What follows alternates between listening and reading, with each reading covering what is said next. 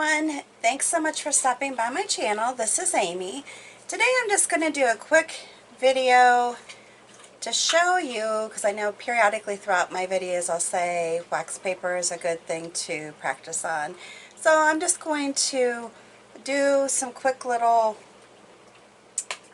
practice leaves and petals and that type of thing, just to show you exactly what I'm talking about. And this is what I typically use. I'm not even sure how much this costs, probably a few dollars. But it's very easy to practice on. It has a smooth surface, kind of similar to glass. So if you're trying to get the feel of painting on glass, or how to, you know, if there's, because I know in some of my videos, if I'm trying to do petals where I'm doing the roughly, and then I switch my brush and go back, cutting to make the petals look like they're flipped, that can pull the paint up. So it's just a great way to get your hand kind of trained, get the feel for it, and figure out how to correct, I don't want to say mistakes, but kind of mistakes in a sense where your paint isn't laying like the way you want it to lay, per se. And then I had somebody that said, I'm still practicing on double loading my brush. Well, you can do it a couple different ways. One way is to dip each corner into a side of the paint. Dip, dip, and then just keep doing the blending strokes. Point is to get your brush full of paint. Not sure if they still say this or not, but typically good loaded brush has paint about 3/4 of the way up the bristles. And you just keep doing it. Another way you can do it is lay your paints next to each other that you're going to be blending, kind of do this, or you can just kind of move your brush into it, pick up more paint, move your brush into it. This is a great way to do it if you want to minimize the amount of color you have on one side of the brush as opposed to the other side. You can easily move your brush more into the pile that you want to show more of that color on, and then just keep going and blending. And then I'm not 100% as far as always doing it this way, but then a lot of times I like to tip in another color, and I can do a couple blending strokes, or sometimes I just go right on to the project. Get too much paint, wipe your brush off, scrape it off on your palette, whatever you're using, or wipe it off with a brush, or not a brush, but a paper towel. You can wash it. I don't like to recommend washing while you're painting, because then you're going to have water in your brush and it's going to be a little bit different to handle than what it initially started out to be, but that's up to you. Alright, so kind of just wanted to do a quick little bit on that. I just, for the purpose of the video, tape this down just somewhat. Corners you can see are still flipping up, but you can tape it down on the surface, or just leave it if it's, because it's rolled up, so a lot of times the corners are going to roll up like this. And the reason why I like it so much is just, again, because it mirrors not exactly the same texture as painting on glass, but very similar, and it's affordable, cheap, disposable. If you don't want to do that though, you can find a surface like glass, or a piece of glass or whatnot, and just keep wiping it off if you'd rather do that. Or paper. The only thing is with paper, it's a different type of surface, but it's still good to practice on. Whatever you're comfortable with is what you should do. That's pure and simple. That's what you should do. For the purpose of this video, the paint colors really aren't important, but I'm going to share with you that I'm using citrus green, Thicket, moon yellow, berry wine, and wicker white. Brush I'm using is just a number 12 flat brush. Again, do this with all of your brushes so that you can use a variety of different styles of brushes. This is a great way to practice too. Don't be afraid to try new things. That's always fun. Okay, so with your leaves, if you want to just get a flow for it, you can start out with like the V shape. Some people will actually draw a line, so that gives them guidance of how to end. You can do a not cute, but a few blending strokes at the beginning if you wish. Not necessary. You don't have to, but that is something that they a lot of times recommend.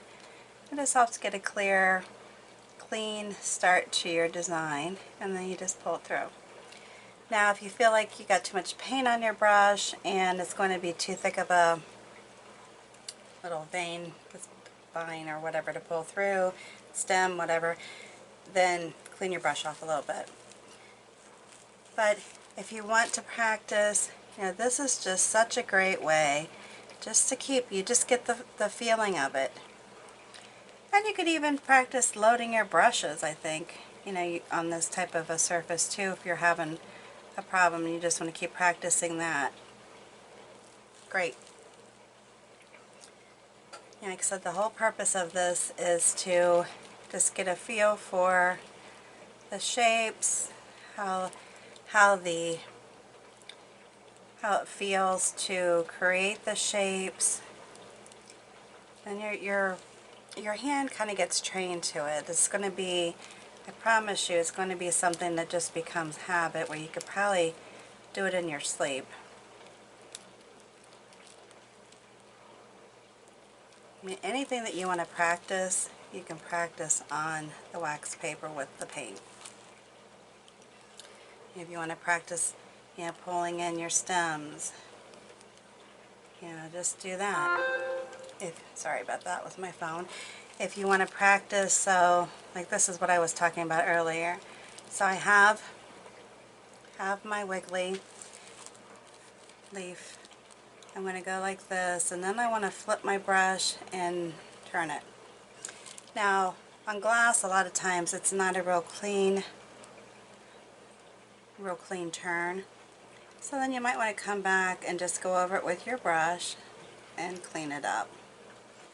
That's all. That's why I say you just have to, when you're painting, learn to how you can fix something. Obviously with working on glass, that's a much easier surface to work on because you can just wipe it off or clean the whole thing off if you want. But that's really, you know, up to you. With paper or wood, obviously that's not as easy. You might have to totally throw away your project if you make a mistake, if it's not something that can be easily fixed or painted over. So this is my thing, is if there's leaves that you want to try to practice, you're not getting the hang of it, just sit down, whatever piece you're trying to perfect, just sit down and give it a try. Use different brushes so you get those feels, because again, they're all, whatever you're doing, they're all different. Sorry, I'm trying to grab another brush. Should have had that ready. Apologize. So then on my next one, I'm going to just practice just some of the basic flower petals. You know, some are just kind of doing like the pointed, and then you pull it back kind of thing. You can blend it more if you want as you're working on it. You can just get into practice as far as how do I shape my flowers when I'm making them. You know, because they're basic shapes to learn. And if you learn those basic shapes, you kind of just get a feel for it. You know, like where you come back and around, or you could flip this more if you want, like that. But even if you get books, or you have, sorry about the bell, I'm actually painting, baking some glass. I have some of my glass wine bottles in there. Anyways, you have pictures, pull some pictures on, say, Pinterest, or you have painting books, and you want to surface, you could even put this over the top of whatever it is you want to paint and use that as a practice guide. You know, just some different ideas to go with. But the basics of this is keep practicing. I mean, we all do. I got away from painting for a while, and I'm still trying to get the groove back. Don't be afraid of it, though. You know, and if you are happy with it, as I always say, that's the main thing. I don't care. Unless you're selling it, if you're happy, that's what matters. And don't ever forget that. So like on this flower, you know, you can just keep practicing. You know, you want to get, you know, just get the groove of a 5 or 6 petal flower. Here you go. And you can pull it back. See, there you go. You have, you know, where this is not as clean. But again, this is practice, so that's fine. And, you know, practice coming down and coming back up kind of deal. All good. But basically, I'm training my hands to get the flow. So eventually when I'm creating, my hand will be trained. My brain and my hand will work together, and they'll be trained. They'll know the flow and what it feels like. I mean, you just can keep going back and forth and kind of learning your brush. And when I say that, I had a published painter that I asked one day, you know, how do you come up with this? How do you learn all this? I just get brushes and I just practice them in all different directions. So like, yeah, I know how to do strokes like this with this brush. And of course I can do strokes like this with this brush. Pull. And you can try, you know, the different pressures. Let me get a better mix of paint here so you can actually see it. But that was the whole point of it, is to learn the brushes. You know, whether it's a flat brush or it's a round brush or a rake. You know, it just doesn't matter. See, the pressure makes all the difference as to what the outcome looks like. And that's the whole point. See, this is very cheap. I'm using minimal amount of paint, and I'm training my hand on how to use the brush and how to create different flowers, different petals, different shapes, different sizes, different pressures. And yeah, honestly, if you do this, maybe you can do it so many hours a day, you know, not hours, but so many minutes a day. And then you'll get the feel for it, like, okay, well, you know, I have this pressure and I can go like this, or I can flip my brush and go on. You know, just keep flipping it and create a pretty flower. And I think by doing this you can see where sometimes it's kind of like, well, what flower is that? Well, really isn't. It might be inspired by something, but it may not necessarily be a real flower. It's a design. Or you can teach yourself how to, okay, I'm going to come up here and I'm going to do a flower that has too much pink in it. A little more white in it. But I'm going to do, you know, I'm going to do a flower and just teach myself how to just come in and do some layering and all.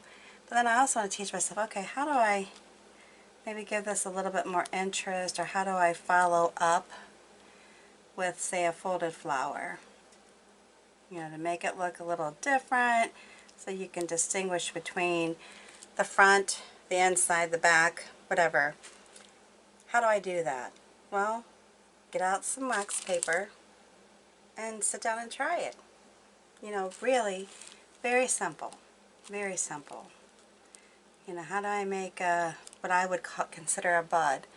Well, you know, there's a lot of different ways to do some basics. You never get them out, just get your paper out and try it. You can make them round. You know, and you got to understand too that if you maybe a side isn't necessarily as smooth as you want it, whatever. This is practice. You're still training your hand. And I'm left-handed, so I like to try to remind people too, you may have to start an opposite direction. I have a tendency to start from the right side, heading left. I can do certain directions better than others, and you're going to find that too. Or maybe you can do both. Great. That's awesome. But you may have to do it the opposite of what you're seeing me do it, because I am left-handed. So basically, this too is a way for you to train yourself. You know, it's just a matter of training your brain, training your mind, and getting the look you want. And there's just so many different ways to create designs, and the different petals and the flowers and whatnot, that if you're not getting it, because I know, like I said, somebody recently, I think it was yesterday, said, I'm still working on the double loading of the brush. Sometimes I think when you get stuck on something, you're putting too much pressure on it, that you're making more out of it than it need to be, and just relax and enjoy it. Have fun. If you don't have fun with it, you're not going to keep working on it. You're just not. Alright, so I hope this makes sense to you, why I think the wax paper is such a great product. Honestly, I think you could do either side. I just unrolled this, so this is probably, I think probably the back side is what I'm using right here. I really feel like either way, whatever helps you gain the confidence and helps you create the designs that you want to create, go for it. It doesn't matter which side you're using. The main thing is that you're practicing it and not giving up. That's the main thing. Alright, well, I'm going to end this for now. I hope this helped, give you some clarity on what I'm talking about when I say wax paper is a great thing to practice on. And I thought, you know what, maybe I should do a video on that just so people understand what it is I'm talking about. You know, if painting on practice paper is your thing, great. If painting on palette paper, because that also has a smooth surface, great. I think it's a little more expensive than just using some wax paper. Whatever it is you have, practice. Practice, practice, practice, and you'll get the feel for it, you'll get the understanding of the different techniques. And I'm hoping to kind of change my videos a little bit where I give you more of a kind of a little class before I paint the design on the glass on how to create the actual petals or designs that I'm creating. So hopefully that'll help you as well. That's still in the process of being put together, so hopefully I can get that put together here quickly and start rolling that out to you. That would be awesome. Anyways, I hope this was helpful. Hope you like this video. If you do, make sure you give me a big thumbs up. Also, subscribe to my channel if you're new and haven't done so already, and hit that notification bell when you are